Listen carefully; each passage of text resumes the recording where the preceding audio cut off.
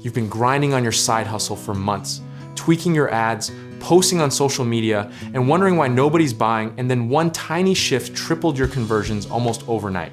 We're not talking about a rebrand, a new product, or some guru's $5,000 course.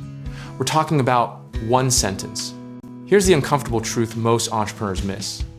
People don't buy products. They buy relief from a specific nagging pain they've been carrying around like a backpack full of bricks. The moment you stop selling features and start selling the feeling of putting that backpack down, everything changes. Think about how you were probably framing your offer before something like premium quality, affordable price, fast delivery, which sounds great and means absolutely nothing to anyone. That's the equivalent of a restaurant advertising, "We use pots and pans." Technically true, completely irrelevant. The catalyst for the change was simple.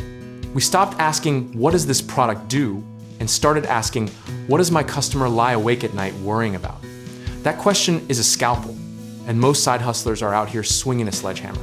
There's a well-documented psychological principle at work here called the jobs to be done framework, popularized by the late Clayton Christensen, which essentially says customers hire your product to do a job in their life.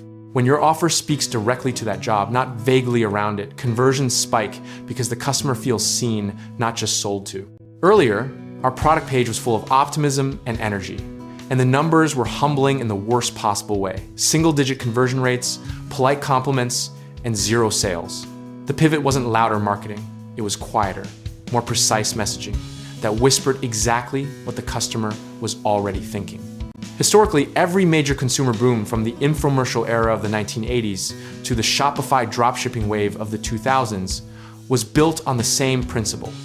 Specificity wins. Lost 30 pounds beats get healthy, and closed 5 clients in a week beats grow your business, every single time without exception. Now here's the misconception we need to demolish right now. People think better conversions require more traffic, more budget, or more content, when really, broken messaging just means you're pouring water into a leaky bucket faster. Fix the hole first, then turn on the hose.